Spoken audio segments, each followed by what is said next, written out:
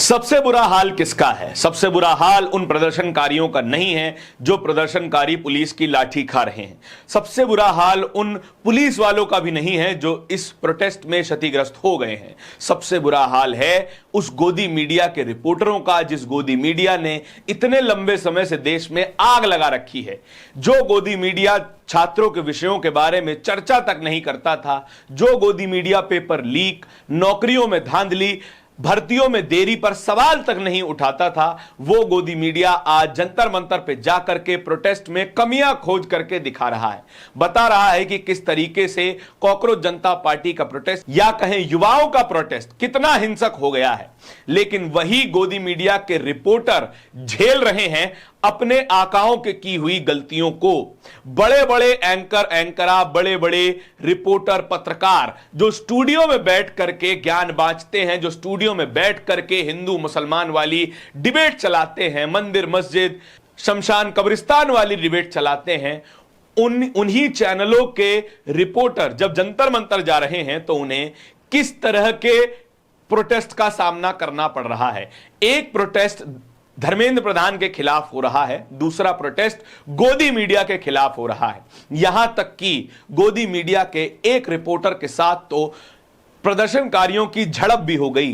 कथित तौर पर बताया गया कि इस पत्रकार को, इस रिपोर्टर को पीटा गया है, इसका फोन छीन लिया गया और इसका स्मार्ट वॉच भी छीन ली गई, चश्मा भी उतार लिया गया, कपड़े फाड़ दिए गए। नाम है इनका देव कोटक, टाइम्स नाउ के लिए काम करते हैं। ये वही टाइम्स नाउ है जिस टाइम्स नाउ के लिए रूबिका लियाकत काम करती हैं। रूबिका लियाकत चाहें तो अपने स्टारडम को लेकर के जंतर मंतर जा सकती हैं।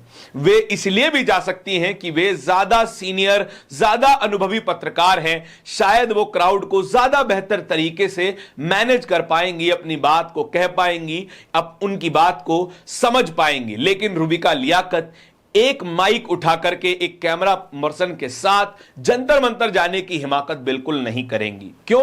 क्योंकि उनके किए गए कर्म ही कुछ ऐसे हैं। हिंदू मुसलमान वाली डिबेट में रूबिका लियाकत का खूब योगदान रहा है।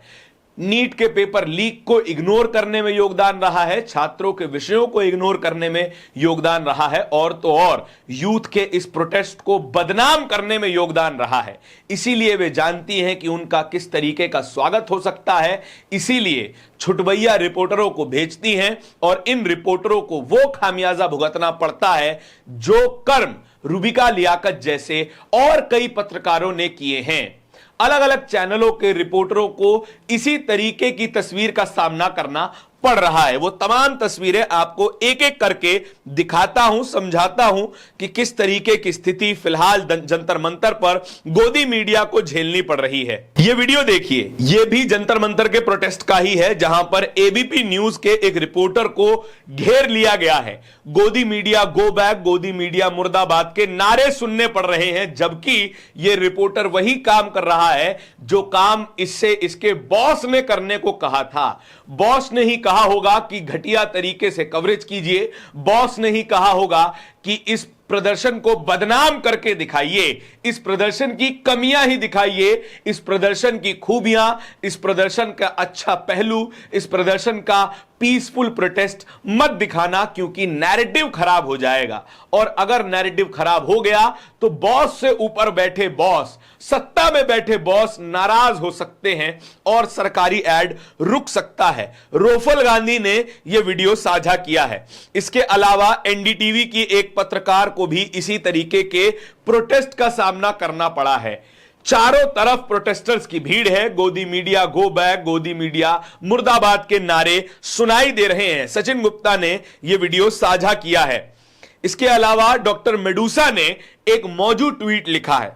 क्या लिखा है? चाटुकार का गुस्सा ग्राउंड रिपोर्टर पे ना फूटे, इसीलिए आई petition to Aaj Tak, Zee news, NDTV, news 24, India Today news, Times Now, send your main anchors, send Anjana, Sudhir, Aman, Gullu, Sushant, Chitra, Rubika, Navika, send them. They are experienced. They will be able to control the crowd.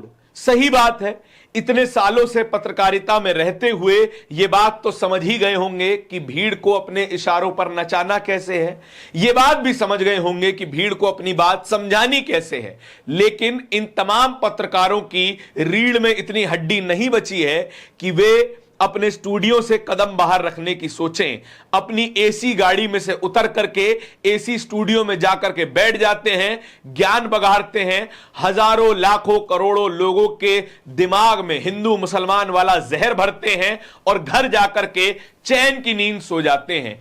खुद के जमीर के साथ समझौता करके इतनी चैन की नींद आ कैसे जाती है, इस बात पर भी शोध होना चाहिए। वैज्ञानिकों को एक और विषय दे रहा हूं, अगर विषय समझ में आ जाए तो फिर वैज्ञानिकों रिसर्च जरूर कर दीजिएगा। लेकिन कहा जाता है कि गेहूं के साथ घुन भी पिसता है। रवीश रंजन शुक्ला एनडीटीवी के एक वरिष्ठ पत्रकार, जिन्होंने करीबन 25 साल से ज्यादा का समय एक ही चैनल को दिया, ईमानदारी से पत्रकारिता की, जरूरी मुद्दे उठाए, तमाम नेताओं से बात की, गली गली कूचे कूचे जाकर के खबरें दिखाई, उन्हें भी इसी तरीके के प्रोटेस्ट का सामना करना पड़ रहा है, क्योंकि उनका चैनल कभी ईमानदार हुआ करता था, आज वे एक बिकाऊ चैनल की लिस्ट में शामिल हो चुका है। रवीश रंजन शुक्ला भी यही जहर का घूंट पी करके रह जाते हैं और वो तमाम गालियां सह जाते हैं जो कि उन्हें उनके चैनल के कारण मिल रही थी। अगर गाली देने वाले को रवीश रंजन शुक्ला की पत्रकारिता के बारे में पता होता तो शायद वो इस तरीके की बात ना करते।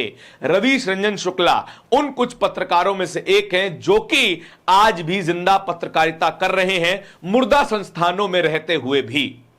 ये वो तमाम खबरें थी, वो तस्वीरें थी जो कि गोदी मीडिया पर फूटते हुए गुस्से का सबूत बन रही हैं। आपके इस पूरी खबर के बारे में क्या विचार हैं, कमेंट सेक्शन में जरूर बता दीजिएगा। इस तरीके की और भी खबरों को देखते रहने के लिए बोलता हिंदुस्तान को सब्सक्राइब जरूर कर दीजिएगा। बहुत बहुत शुक्रिया।